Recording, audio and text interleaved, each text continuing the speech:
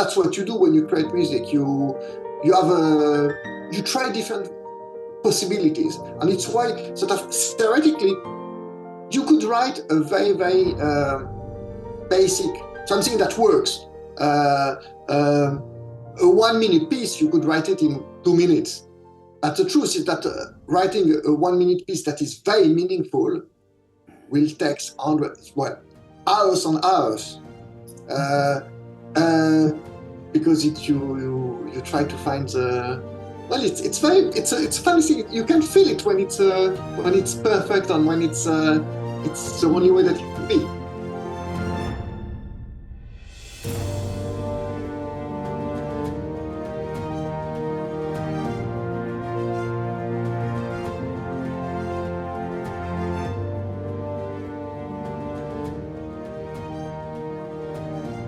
Nimrod, it's so great to meet you here on Zoom.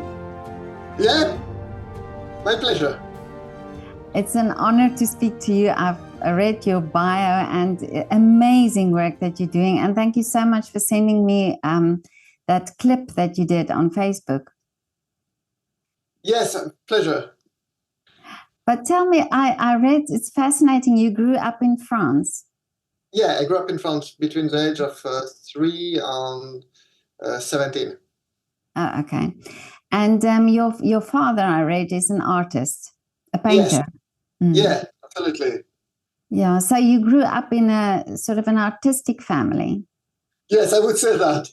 My mother was a teacher at the University of Political Science. So I would say an intellectual family, maybe. Oh, really?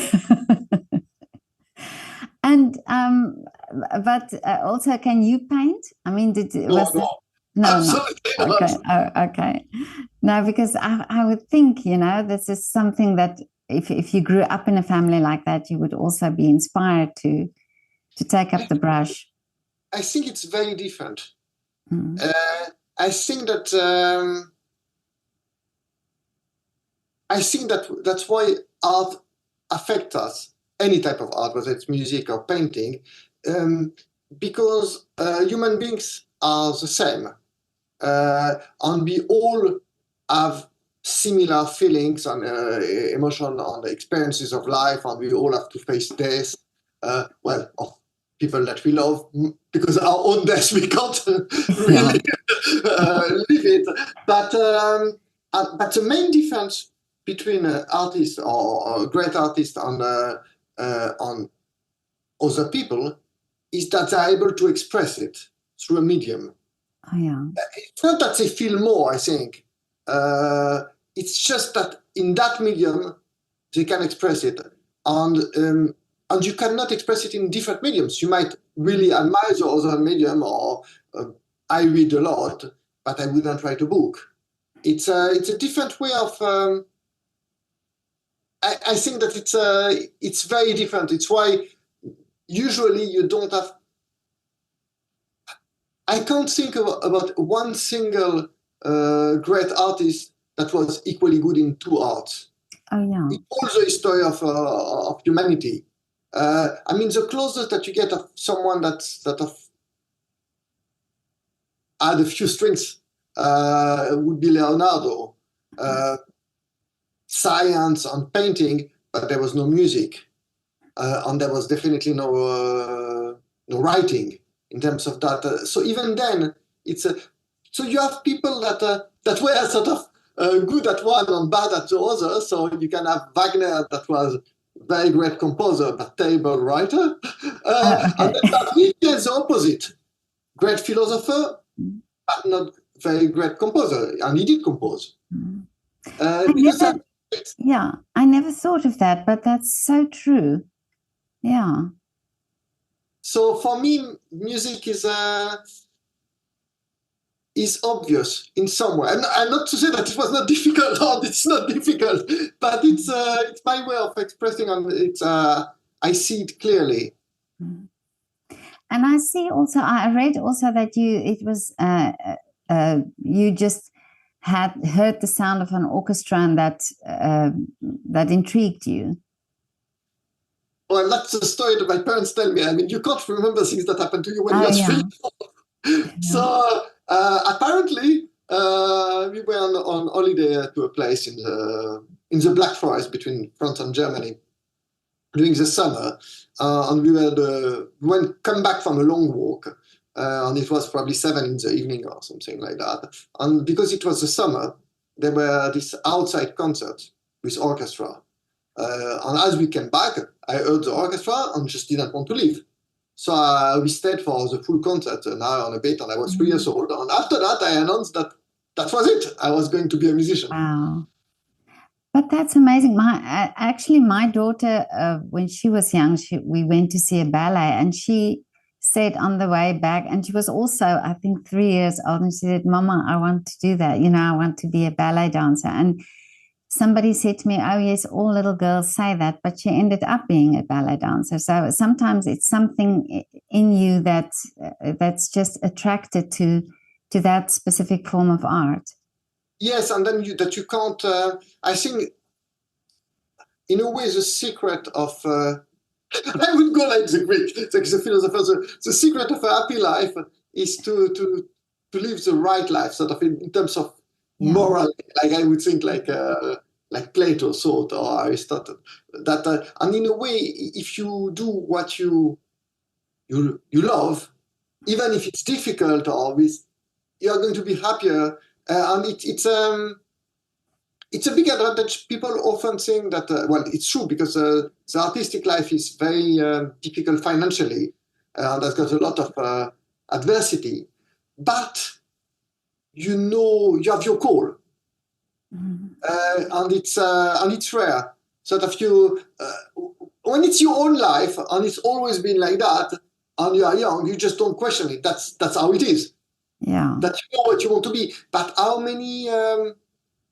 Normally, people, when they are 10 or 15, they don't know what they want to do in life. I would say, a big majority of people don't, and it's hard. I can understand sort of if you don't have really a very strong passion, but you are talented for various things, but you don't know what you want to do. It's hard. In a way, if you really know what you want to do, but it's a struggle to get there, it's different. It's a different type of struggle. That's so true. And most musicians I talk to have realized this as at a very young age, heard a specific instrument, were drawn to that instrument, or discovered, something about a form of art, and then they were sort of hooked on that, or sort of explored it further. So it's true what you're saying, but maybe some people find that later in life, Absolutely. I mean, especially sort of for other arts where you don't have this sort of type of sport that you have in music. In music, it's as a performer, if you don't start very young, it's like you're not going to start playing tennis when you're 25. It's just not going to, because the physical dimension is very high. And I'm not sure we had this talk with my father about the technical demand, even from the composer point of view. I mean, it's a training to be able to hear sound in your head when they are not played. So basically, because you compose, you are not playing anything. It's all you build up in your mind, and it's a training that you have from a very early age, quite intense, to be able to do that. And you can't switch it off. It's for me. I listen to music. I see the note written, of course. So I can listen to an orchestra, to a piece, and I see everything, all the notes. I can't turn it off, because when you see, you see. But it's the main sort of problem in creating new music is, of course, the imagination. It's not the technical aspect of it, but without being able to. It's a little bit like if you were cooking, but you were in prison, and you would not be able to have the food, but you have to create new dishes imagining what taste mixing Oh, food I will see. be. Yeah, I understand. And if you have to compose for more than, let's say, even if you were going to compose for a string quartet, you can never play, even if you were able to play the four instruments, you wouldn't be able to play them yourself at once. So you've got to imagine them.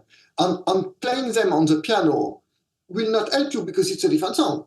Yeah. Okay, it might give you some of the notes, but the easiest way is to do it in your mind.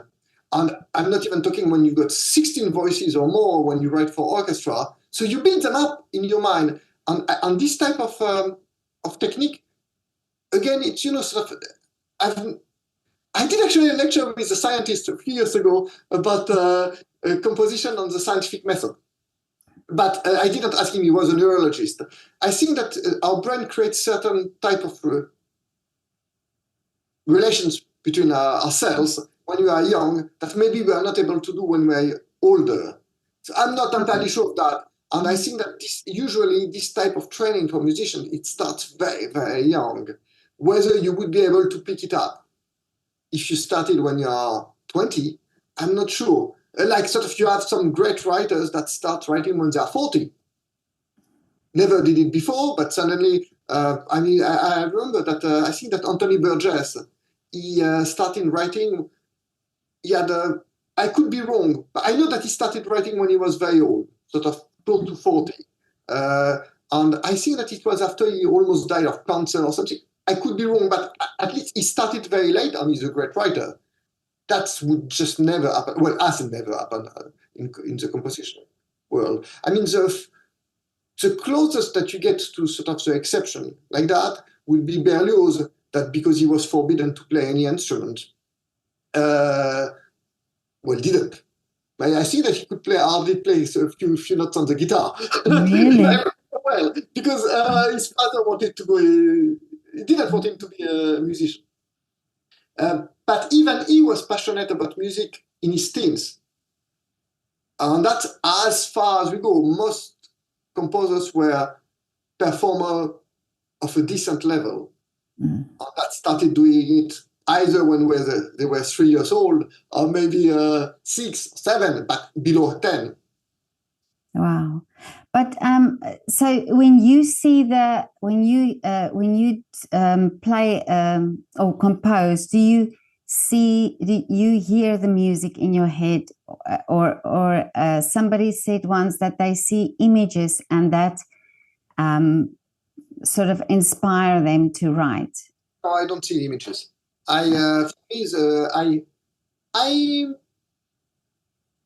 If you take the analogy that I did earlier with the food, I mix sounds. So I can hear a sound. I hear the music is made out of sounds, and the sounds are sounds and lengths, if you want. The rhythm is the length of the sounds, and the sounds have a pitch. So you can modulate both, and you just construct it. And you, like you would do with, I think that Stravinsky made this example with a sculpture. It's a construction that you. On the fact that I can hear the sound in my head, it's not the problem. It's not been for 30 years. It's the imagination. What should come next? Yeah. The research for perfection, for the only notes that it could be.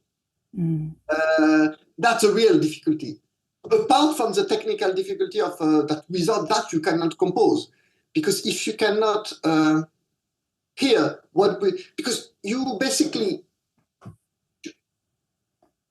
you judge the thing according to the result, but you've got to be able to imagine the result. Otherwise, you wouldn't be able to do it. Yeah. So it's like sort of if you were, it's like science. It's like if you were trying to cook a new recipe as a cook, and I don't know, I'm not a cook, but I like cooking, but not professionally. That you were trying some ingredients together. That was never done by anyone before. You imagine that it would be a certain result, and then you do it, and it's not exactly what you like, so you put it in the bin, and then you restart. That's what you do when you create music. You try different possibilities. And it's why sort of theoretically you could write a very, very basic, something that works. A 1 minute piece, you could write it in 2 minutes. But the truth is that writing a 1 minute piece that is very meaningful will take hours on hours.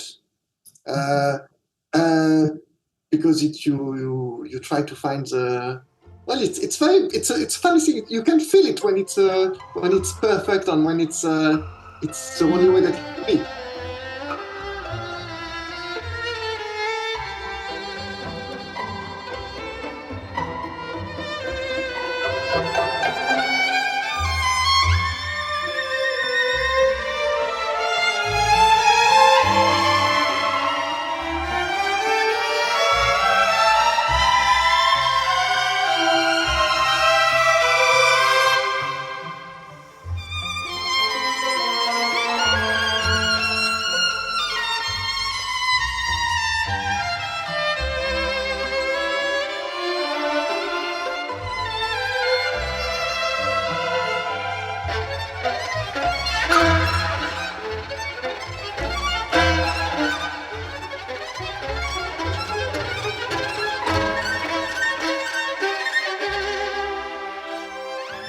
But for me, it's like, I can't think, where do you start, so it's like a blank canvas. So when, at what age did you think, or did you get these inspirations, that you started thinking, oh, these sounds I want to put down and compose?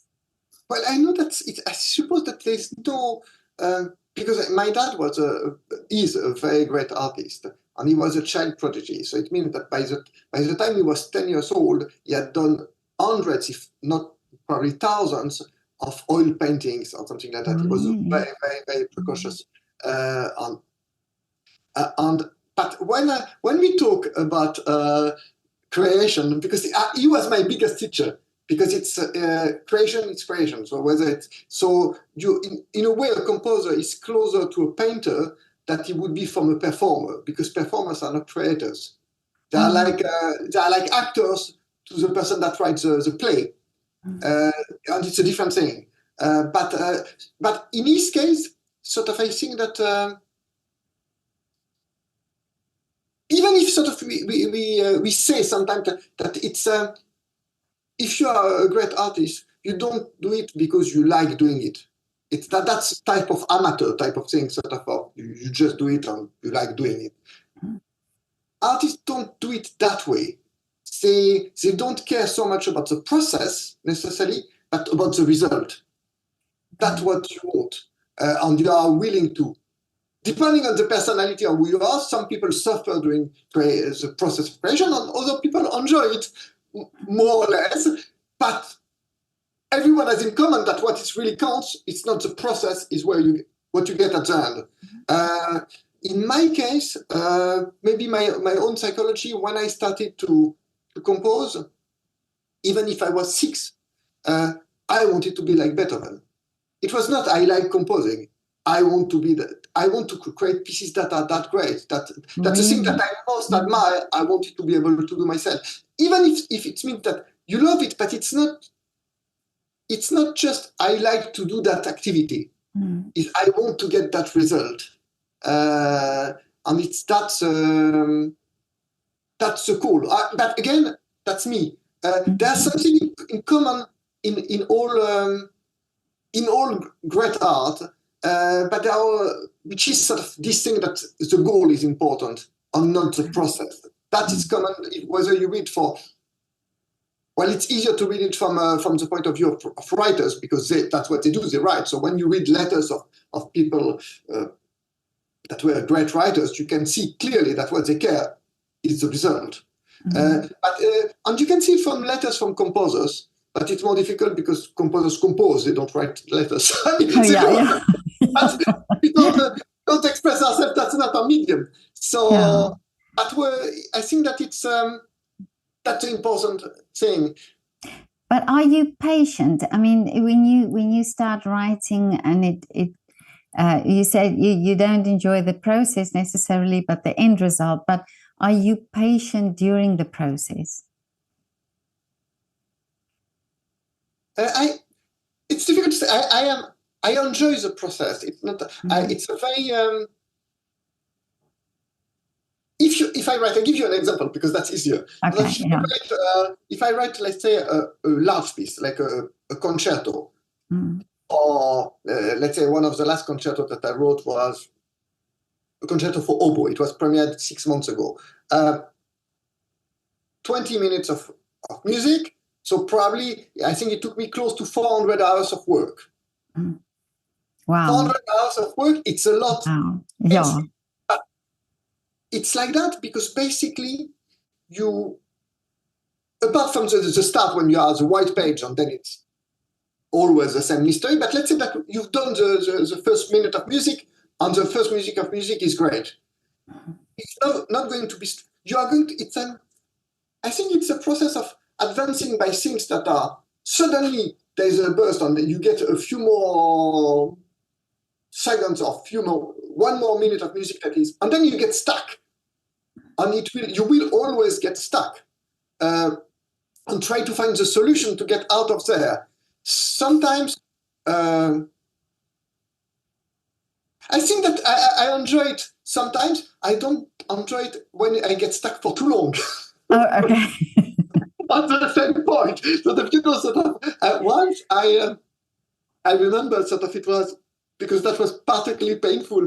It was maybe more than 10 years ago. Precisely, I could check, but I had this commission that Vladimir Ashkenazy asked me to write a piece for him and with the Philharmonia Orchestra, and it was maybe 15 years ago. And it was a big deal for me, for my career, because he was one of the legend of music, and it's one of the biggest orchestras in the world. So I thought, okay, it's as a human being, I thought it's important for my career. It's because in one way, as a composer, that is like a writer, that what counts is not how well known you are doing your lifetime or what happens to you, is what you leave behind. Because most great composers are not recognized during their lifetime. You can be the exception, but it's the exception. But at the end of the day, it's not what you do it for not for the being well known. You do it because you want to create beauty in some way.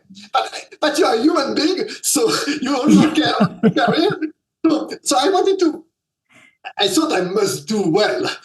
So I put myself under tremendous pressure, and I'm lucky, and it goes well. It's a 10-minute piece.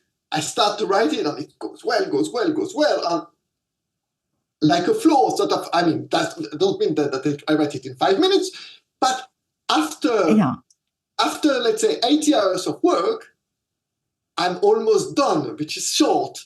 So it's basically after a week, I've almost done the full piece, and they get stuck. I've got about 6 or 7 minutes of the music, and the piece is going to be about 10, and I think no, it's I don't understand. It's boring. It's just boring, and I got stuck for 6 weeks. About trying to compose every day for about 6, 7, 8 hours. It didn't move. I just thought, I just don't get it. Until sort of after about 5 weeks or something like that, I thought, okay, I don't understand what's wrong. Let's try to figure out from when it starts to be boring. Because, the beginning is clearly really beautiful and it's something special. There must be a point up to there, it's okay. At least I could put point when it's starting to be bad, that would be good. But eventually, I found the point, and I understood, but it took me a long time, and that is after 30 years of experience of writing music.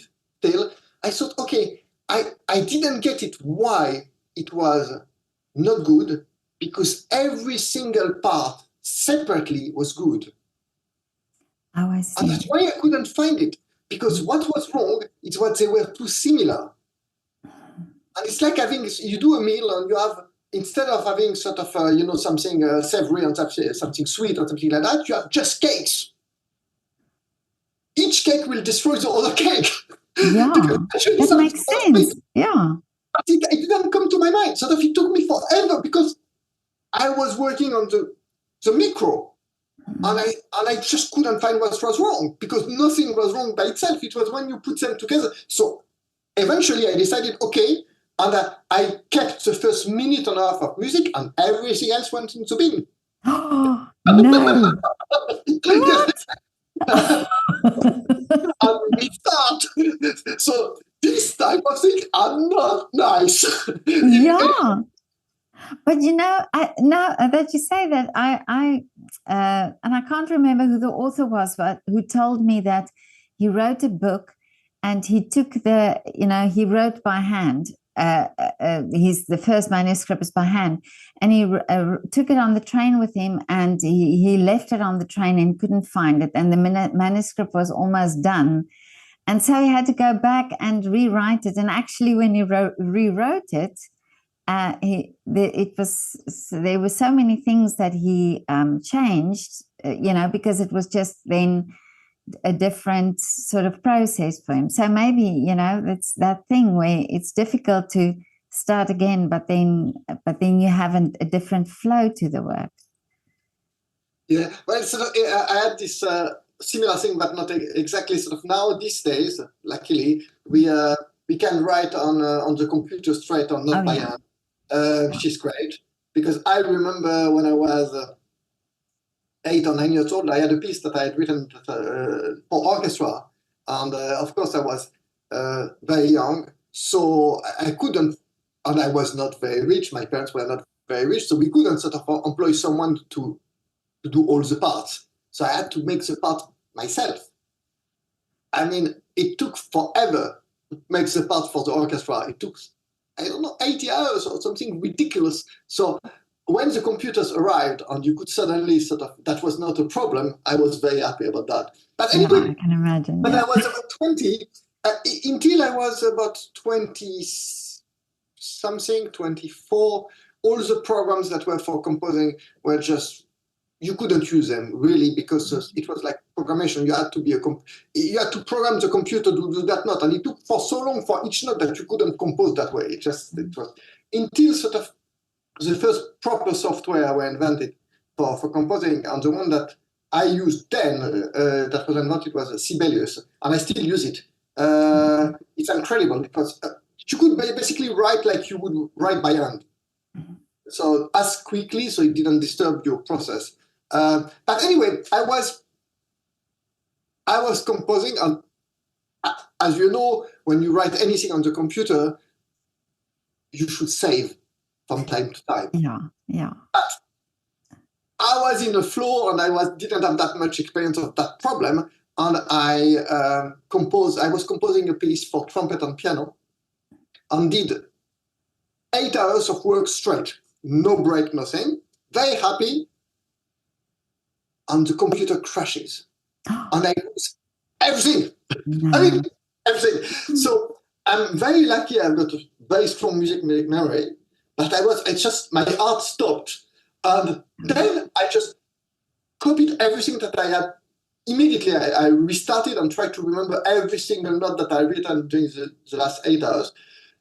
Managed, but it was after that I said, and that was, I mean, 35 years.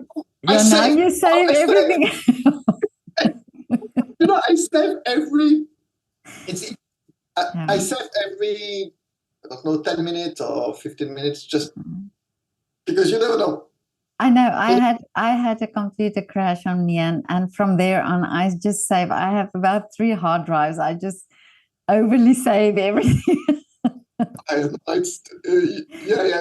But I actually spoke to a composer a while ago also, that where we talked about the writing, the before the software, where you had to literally with pen and paper or pencil and paper write the notes down.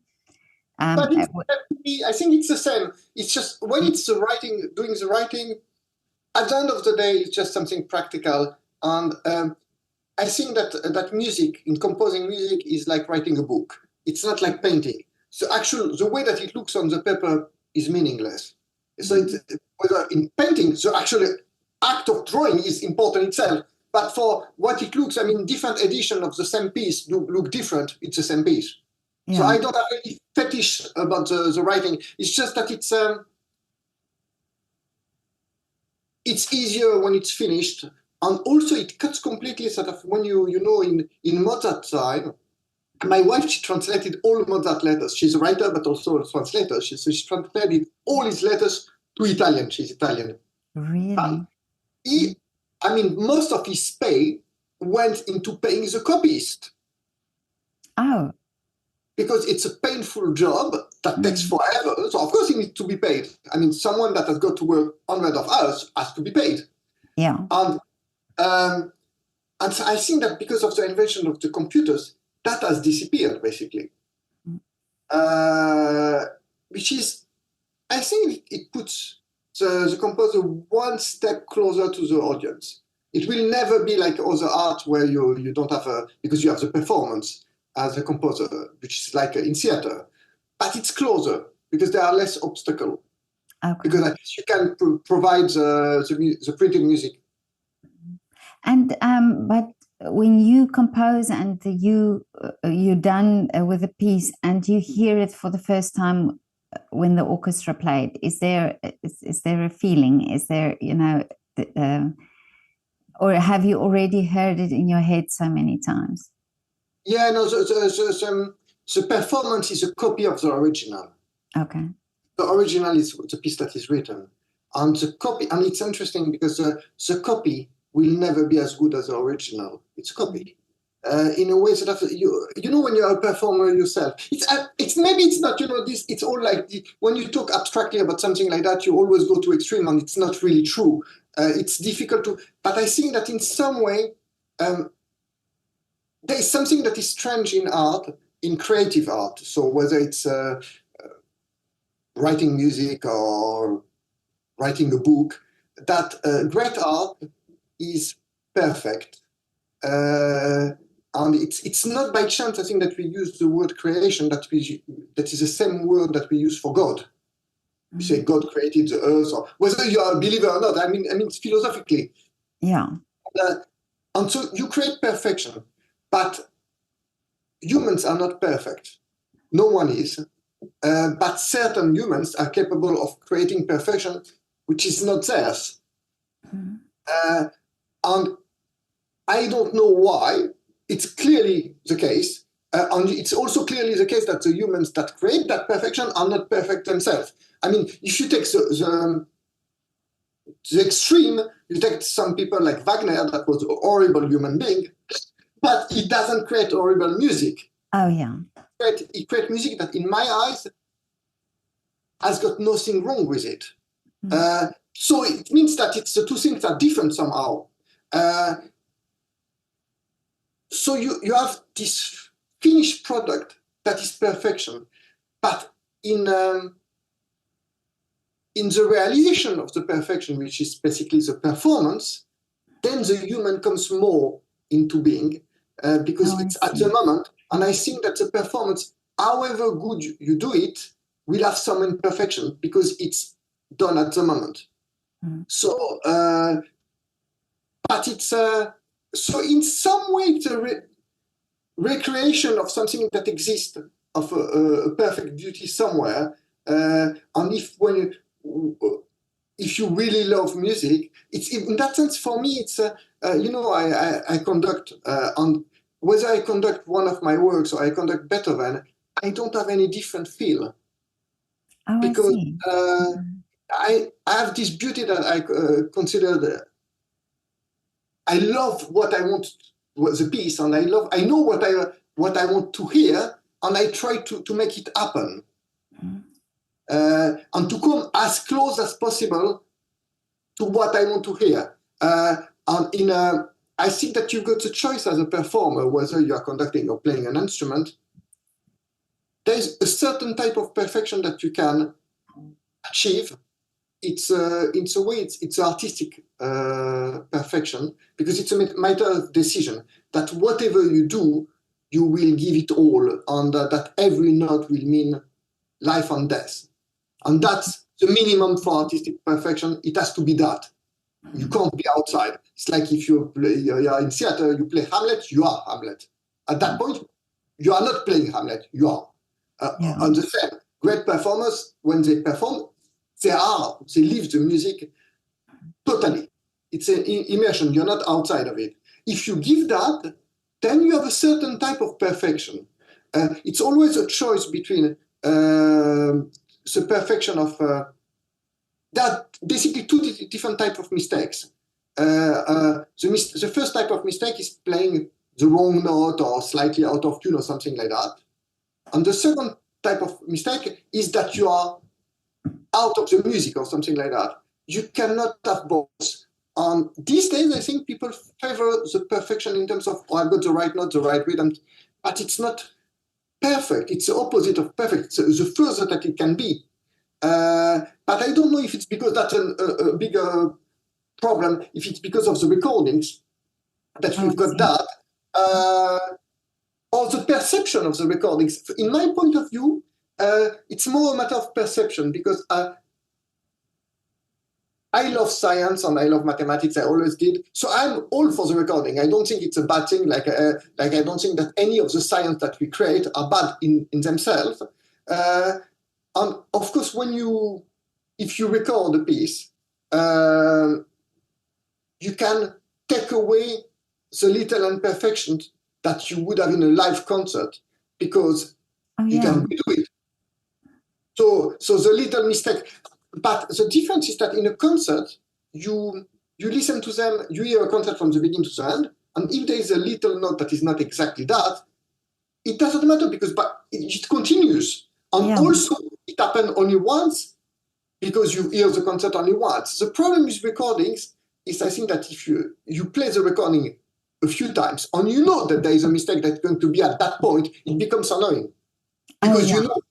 And so it's, in that sense, it's why I think that in recording it makes sense to try to remove the mistakes, because of the fact that we listen to them over and over again. Yeah. A concert, I think it's really not the same problem. It's a matter of, it's a piece of music, because it goes in time, it's like telling a story. And as long as you've told the story and you told the right story, you've done your job.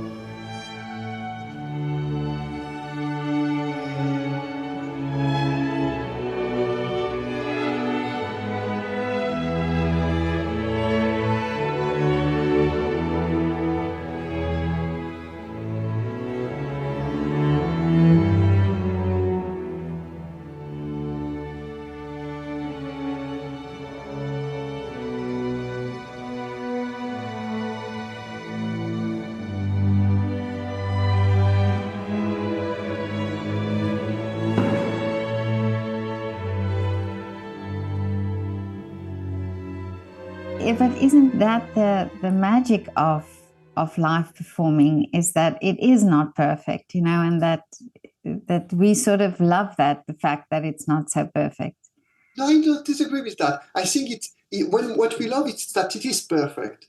We don't care. We don't even notice if it's really perfect in terms of telling us a story. You're not paying attention about the little things that. It's like when you look at an object, you focus on an object. You can, for example, if I look at you on the screen now, so everything that is closer to me is blurred. If I started to look at what is closer, then you would be blurred. We cannot have the close and the far equally focused. So when you focus on the music, the little imperfections, you don't even notice them. So it's not that we like the imperfection, we don't see them. Exactly. It's like you love a person, you don't sort of... Yeah, no, that's true. You don't see. Yeah. Not that you think, okay, I love this imperfection, you just don't see them. Exactly. Yeah. That's true love then. But it is but it's so true. Yeah, you have a wonderful way of explaining things. You know, you have a wonderful way of sort of linking it to something else that makes it very clear what you mean. But do you? Or I spoke to a young composer once, and he said that for him, he enjoys that the audience enjoys the work, but for him, he enjoys it so much more when he sees the musicians enjoy playing his composition. Is that the same for you? It's difficult to give this answer in an honest way, not because I'm dishonest, but because I think that there are the things that we like to be and the things that we are.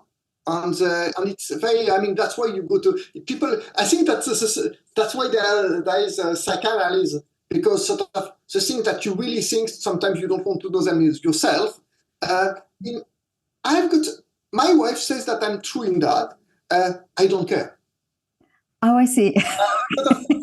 She said at the beginning she didn't understand why. So if I get a critic and it's a bad critic, I just don't care.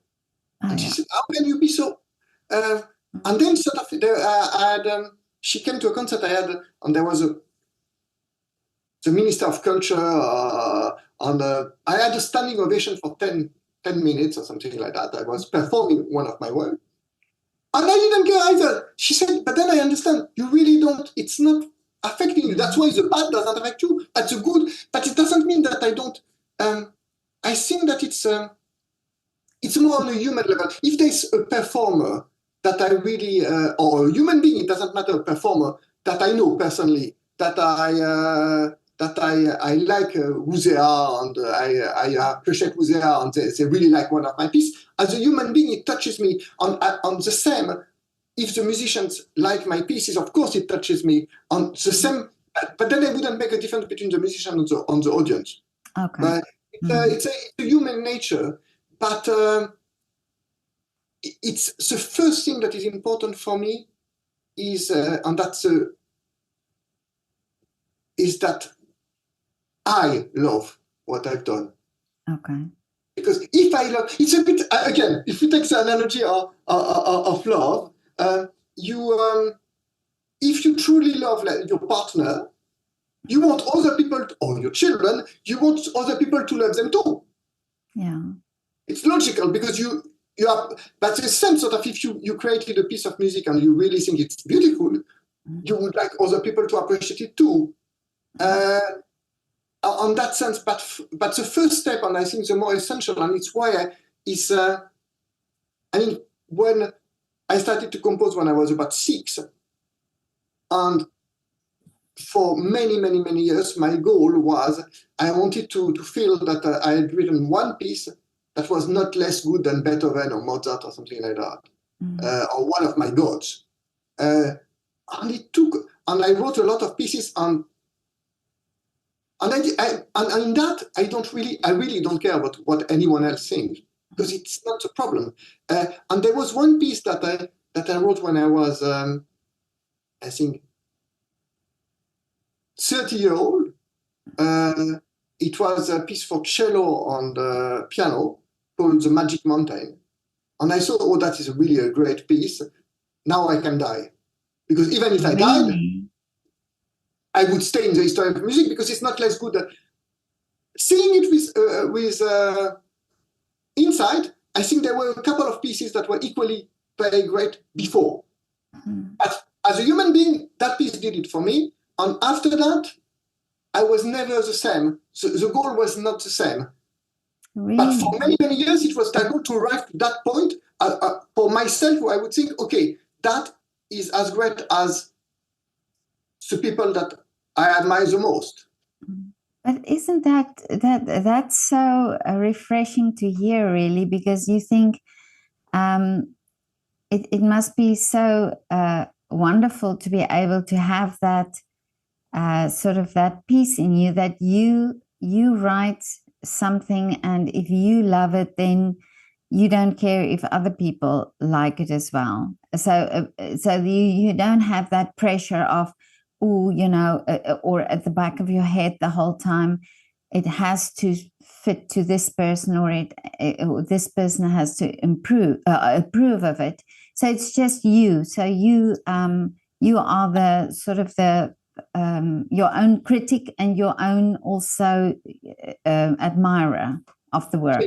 It doesn't mean that you are not. I'm a human being, so it's there are consequences. Sort of, if you write sort of something that is great, but you are the only person to think that,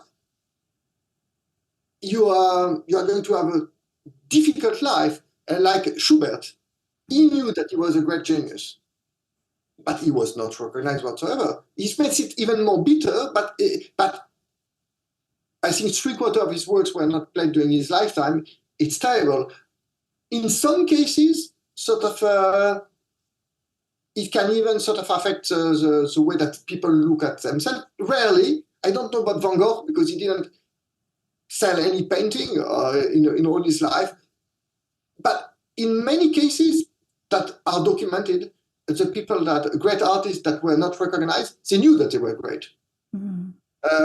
But so in a way, you know that recognition will make your life easier as a human being. Yeah. So it is important in that, and I think that it goes further than that, because it's true. Sort of when people, I get sort of now a little over 100 performances a year of my music worldwide, which is a lot for a living composer. My career has been done mostly by a lot performers. Musicians liked my music and they played it even when I was not known. And so it had grew from the roots rather than from the up. And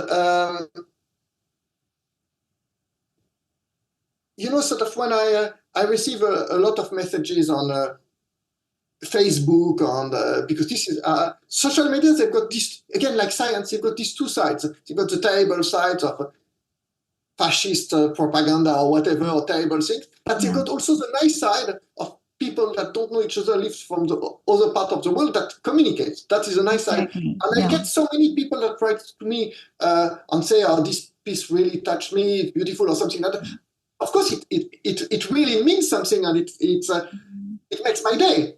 Of course, I'm a human being, but it wouldn't if I didn't think myself that I liked it. Exactly. Yeah. I think that it's the first step. Yeah.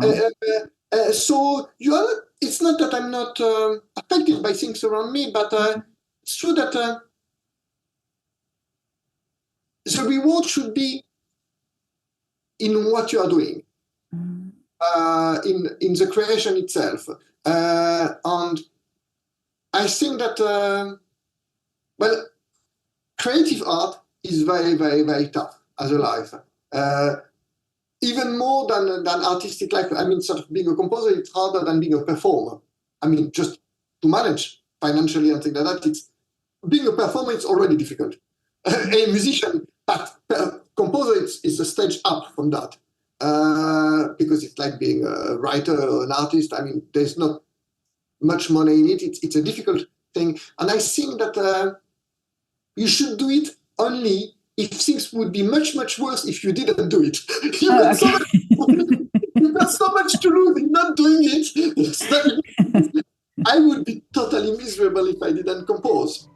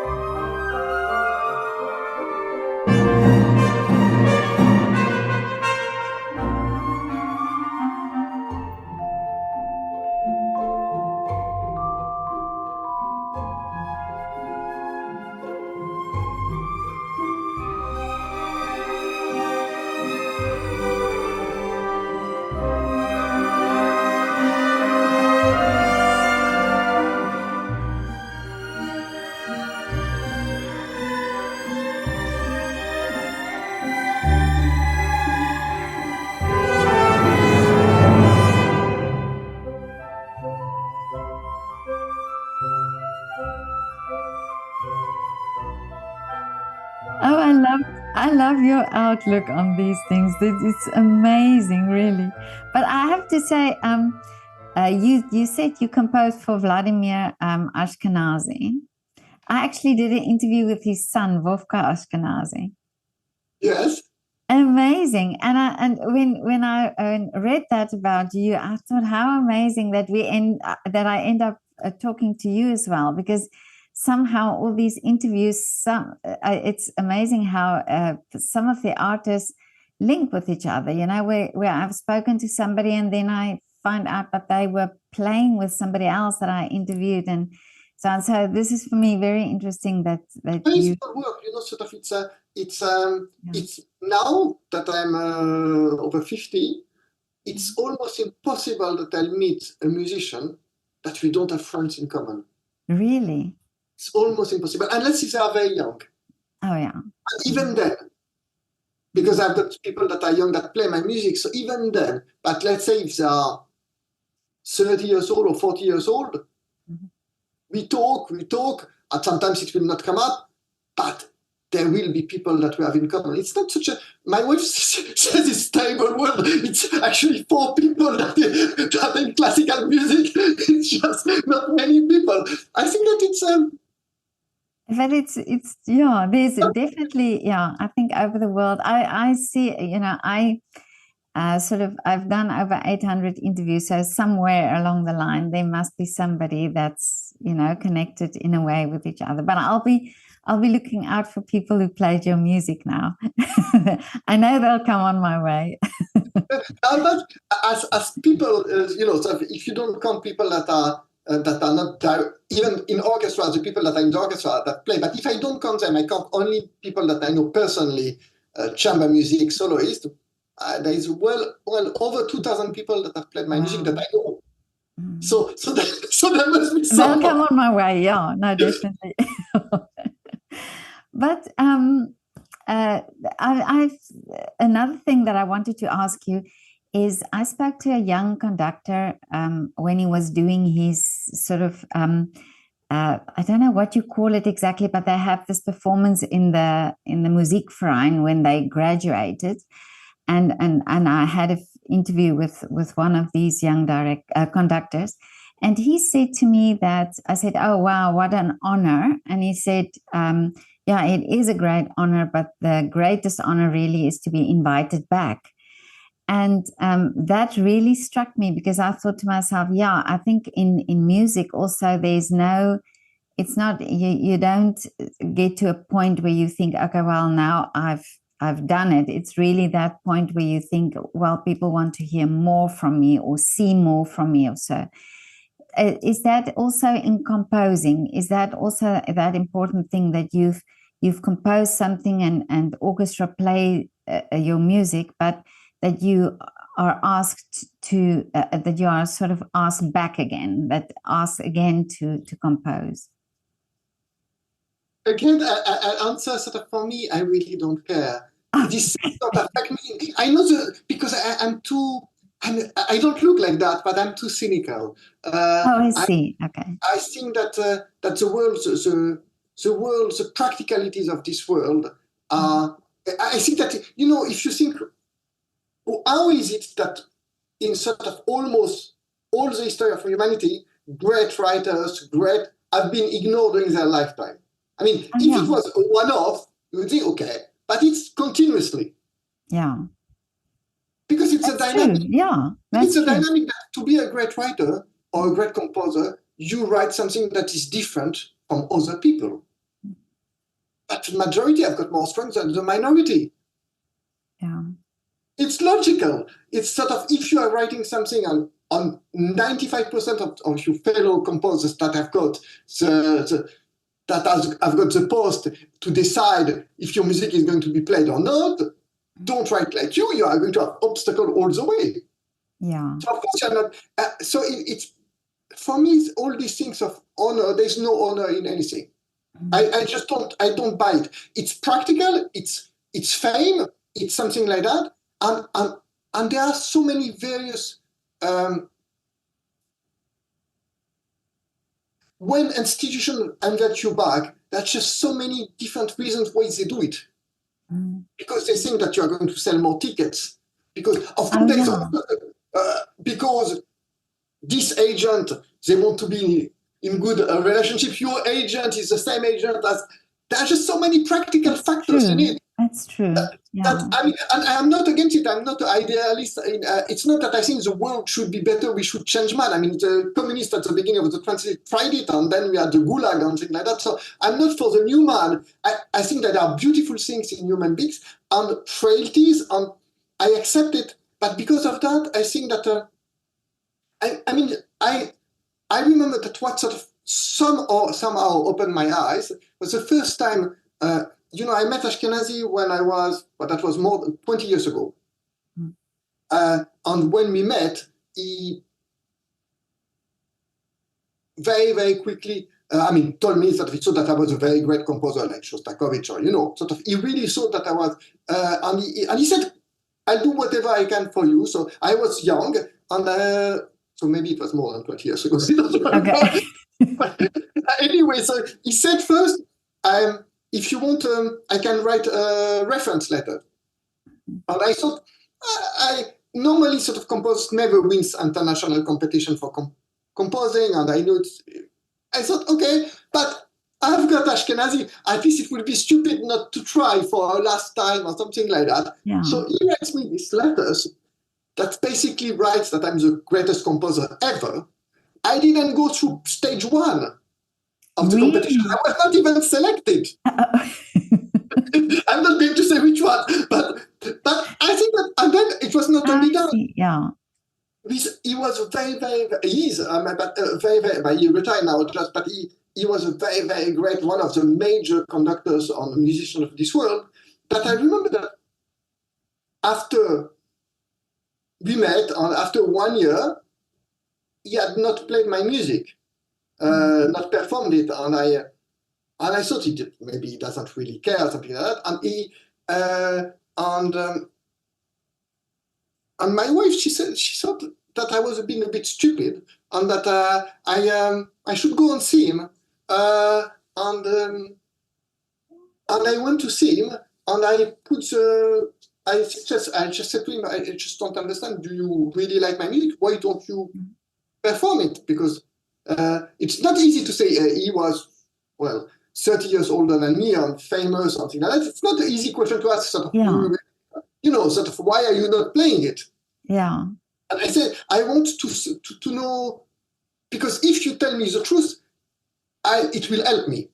And he said, the truth is that I'm not the only one to decide. There are money problems, there are all sorts of things.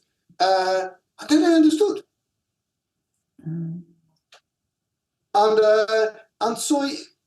so many people will not tell you that, and there's this sort of thing that it looks like a Hollywood movie, but it's not. Yeah. Life is not like that. It's so I think that the reward is why I'm saying sort of course, practically, if you are played in big concert halls, if big orchestra call you back, it's good for your career. It's important, but let's not put the word honor in there.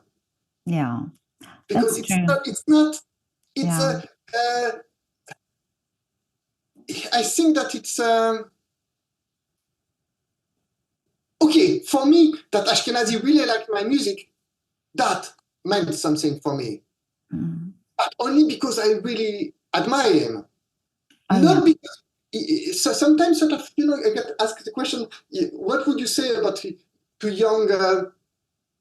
young composers that want to move on in life, or should they try to approach people that are influential, great conductors, something like that? I've not lived my life like that. Maybe I'm too puritanical, but I would not do things for money, and I would not. I would just not bend or sort of try to flatter people that help my career. I just never did it. But with Ashkenazy, I really admired him. I had all his recording when I was young. It was true. And I try. I think that in a way, if you live your life like that, because yourself, if you live your life well for yourself, So you at least, you may be upset about things, but you are not, it's a good way to live a life, I think. But I think it's the best advice. I mean, I think it's great, and it's then not conforming. You know, if you have that strong opinion and that strong self-belief, then you do the greatest work that you can do. Yeah, and you are happier because you surround by you. I love this. Yeah. I think that it's. No, I I think love that, your outlook. No, absolutely, I love it. but if you met my dad, you would see where it's coming from. Really? Sort of, I think yes. I think that that's for me. Well, he is a great example, and it's. And is I he? think they are very different, but. Is he still painting? Oh yes. Yeah, really? He's an amazing artist, and it's quite something what he does. I would love to speak to your dad.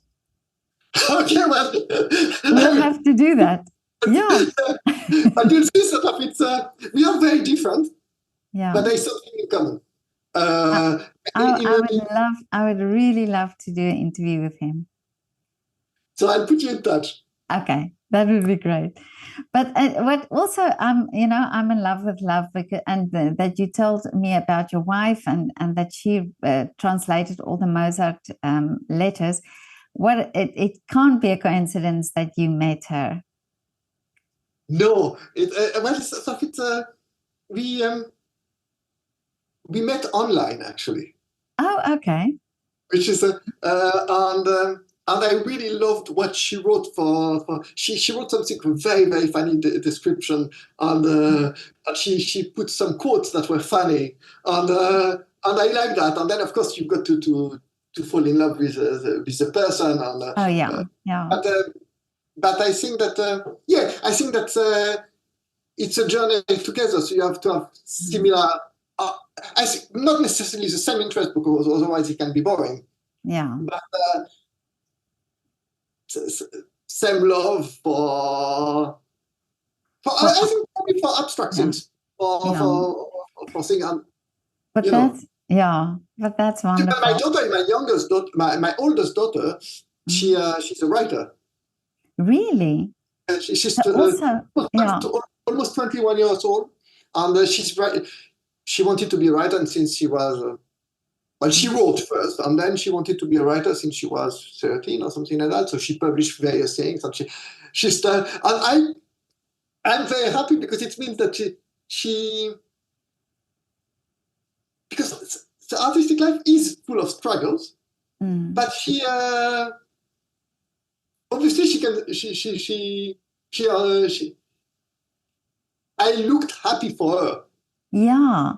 But that but also that you understand, and that you allow, or not allow, but that you encouraged her to do this, because I think sometimes parents would be saying things like, "Oh, it's not a secure career to follow," or I did. You did, but not in the negative. Yeah. Not in the negative. I sort of. She was very, very afraid of. When she was 13 or 14, she was terrified by how she was going to earn a living. Mm-hmm. And I said, it's as tough as hell, and it's very, very difficult. So you do it only if life would make you more miserable not doing it. Oh, yeah. And after, when it's clear for you that you're going that because you can't imagine living without it, then you try to do the best that you can practically out of it. And at the end of the day, you live only one life. And for example, we are not in the 17th century. We are not in the first world, sort of. We are not in the third world. I mean, what can happen? You are not going to die of hunger. It's not in the past. Artists could die of hunger. In Europe, nobody dies of hunger. What's the worst that could happen? Exactly.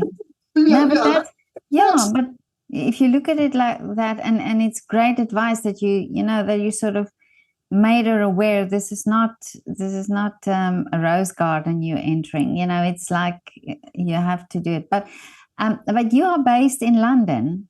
Yes. Oh, okay. Yes. So, It's I loved the place. I arrived when I was almost 18, 17 on three-quarter, something like that. And I loved it straight away. I find the English people very funny and okay. very polite. And London is, I suppose that London is like one of these big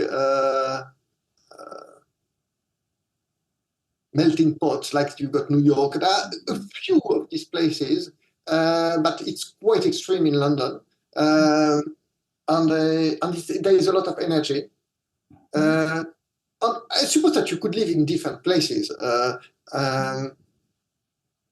For me, someone that Jewish that has lost most of my family in the Holocaust, I couldn't imagine living in Germany. I just Okay.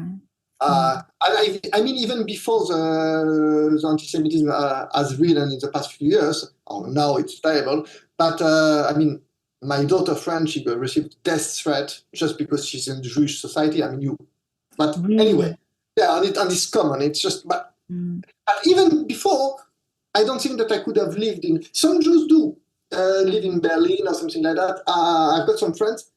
For me, I go there and it's I just not alive. But and Berlin is a little bit like that, but it's smaller. Than London is a big city and full of people from everywhere. It's yeah. I don't know sort of. I mean, that's political, and I don't know sort of if it will stay that way after Brexit. That makes it a bit. That may make it a bit different. But having said that, London was like that before England joined the European. Oh yeah. So I think that there is something that is very tolerant and very open in England. And then on a practical level, it's nice if you are going to be someone that travels. You are not far from Europe. Oh and yeah, you're not far yeah, from the States. yeah. It's great because I've got friends that live in Israel. If you're in Israel, you travel to London, it's 5 hours or something like that. But to travel to New York, it's 10. It's a long travel by plane. If you're in London, if you've got to go to Australia, it's far. But apart from that, you are never further than 6-7 hours of flight. It's not far. Wherever you go. Exactly. I like that. It's nice. That's a good way. That's a good perk that you have. When I was really young, when I was 20, the American dream, I think, is very, very much true. Because Europeans have got a problem to give chances to the young. They just don't have it. They don't have this feel for the young. And so when you start and you are unknown, Europe is a nightmare. It's a really? And I used to get chances because when I was 20, I wrote hundreds and hundreds and hundreds, thousands of emails to various orchestras and different places to try to get my music played. In Europe, I got 0 replies. I mean, 0. Really? I mean, nobody replies to you. I mean, they don't even say we are sorry. Just no replies, nothing. And in England, a bit different. But in France, I'm French. No replies, nothing. Really? In America, I used to travel a lot because I used to travel for concerts many, many times because I would get work from people that had never heard about me. They just liked it. And wow. And that's in America. In America, and it was a crazy life because I would take. I was young, so without money. I mean, you can be old without money as well, but when you're young, without money, and I was going to save money. I was taking a plane from London, giving the concert there, and not spending a night in the hotel, which means that after the concert, I would stay somewhere and then take the first flight the next morning. No hotel. One day in America. I'm doing quite a few times. Amazing. What about jet lag? Well, you probably were too short of a time there to have jet lag. It was tough because I always like to. I think for me it was. I'm extreme in sort of doing the right thing. I wouldn't sell my soul for anything. So I like to be independent. So I was teaching privately, and so I was doing these things, and I would come back from the state having not slept nothing, and then going to teaching the next day like nothing happened. Oh my goodness. But that's artistic life. That's when sort of we say that it's tough. It is tough. It's because there is a lot of competition to get nothing. Yeah. Sort of, it's but look at all the things you've done. But I mean, you've done amazing work, and absolutely, I admire you so much for your whole outlook and your approach to things.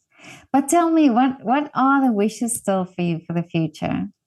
The wishes? You mean the project? What I want to do? Yeah. So now for a while, when I was young, I always wanted that my number of opuses would overtake my age. Oh, okay. That was my first goal. It took many years because the first opus that you write is not the first piece that you write. It's the first piece that depending on people. But in my case, I always thought that I put opus 1 in the first piece. I thought, okay, that deserved to be opus 1. And I started to write when I was 6. And I think I put opus 1 on a violin and piano sonata. And I must have been 18. So it's many, many years after, and hundreds of pieces written. But anyway, so I started opus 1 at age 18. So I was minus 18 in terms of catching up with my age. And it took a while. But now it's been several years that I'm not 104. And I'm just writing my own opus 104. So I don't have to worry about that. But I've done, in the past few years, I had a project in a sense that you don't have when you are young. I think that you shouldn't have. I mean, people are bizarre, so some young act like the old. But I think that you normally when you are young, you are not thinking about legacy or about that when you are in the second part of your life, maybe you do again. So and also you've done nothing. So whatever you do, you are starting to populate your creation. So when I was young, I wrote all sorts of things, chamber music, a bit of orchestral. But let's say 10 years ago, I think 10 or 12 years ago, I decided that I really wanted to write a lot of concertos because it's a form that I really liked. And I thought that I should do it. And so the past 10 years, I've written maybe, I don't count them, but over 10. Wow. Violin, piano, two cello concertos, but also bassoon, oboe, mandolin, trumpet, you name them, sort of. And I feel that I've done I will do more maybe, but I've done sort of for that. Again, like I said, I could die happily. I've done my thing for the concerto. I wrote a lot of chamber music with piano when I was young, but not so much music for solo piano. And because I like my music is full of. I like counterpoint. And counterpoint is when you put lots of melodies on top of each other. Actually, I used to do that when I was young. It was one of my games when I was a young boy. I would go when there was a school break. I will imagine melodies and see how many melodies I could imagine in my head, one over the top of each other. Again, how many you could put on the, it's like in the school break. That was what you were thinking. When I didn't play football, because I'm quite sporty too. But so piano was difficult because it's only one player, so you can't have that many voices inside. And to find my own way of writing for the piano that is my music, but it took some time. But in the past 10 years, I've written a lot of solo piano as well. So I think, I've done that. And so now that if you ask in the past, so I give myself goals that I didn't when I was Well, it's not entirely true. I really wanted to. I saw that Brahms had a good idea. When I was young, I saw that Brahms had written a lot of chamber music before he went into the larger forms, and I thought it was clever. And I consciously wrote a lot of chamber music myself. But it was an exception. Now I've got two things. I've done ballet. I had a big ballet at Covent Garden, and it had close to 400 representations in the world. So that's good. And I've done pieces for choirs. I've done most things. The only thing that I've not done, and I'd love to do, but it just didn't come up, was an opera. So that I'd like to do. Again, it's because operas are complicated in terms of practical things. You're not going to write, well, people do, but you shouldn't write an opera unless you've been commissioned, because it's just so much work, and it's something, and it's more difficult to organize. Whether you could write almost any other piece, and you know that's going to be played, even if it's not a commission. But I've not done that, and I think that I'd like now to write more symphonies. That's sort of. It doesn't mean that I'm not going to do a lot more of the other things, but this is. I would say that I'm looking at the next 10 years, and at the end of the next 10 years, I would like to be in the position that, you always have your. I remember. I think that it's a human thing. So if you always want what you don't have, which is good. That's true. You take at. I love tennis. So you look at tennis players, and you look at someone like Djokovic. I can understand what his problem, apart from the fact that he's older now, but he's achieved everything that he wanted. It's problematic psychologically. Sort of, he became the man that had the most Grand Slams of anyone, more than Federer, than Nadal, and then he became sort of the number one ever. So what do you do from there? It's uncomfortable. Yeah. But it can never happen in creation. So for me, I look and it's funny because sort of you. I think that it was for, I can't remember which piece it was, but I was commissioned, asked to write another piece for. I can't remember if it was violin or orchestra or something like that. And I said to my wife, but I've done already one. And she said, well, Mozart, he wrote 5 violin concertos. So my next thing is that, there are some numbers. So symphonies, the well-known numbers are 4 and then 9. Because 4, you've got the Brahms and the Schumann, on Mendelssohn, it's 4. So my next one is 4. If I reach the 4, I will probably want the 9. Because okay. But first you've got to reach 4. So I would say 4 symphonies, 1 opera.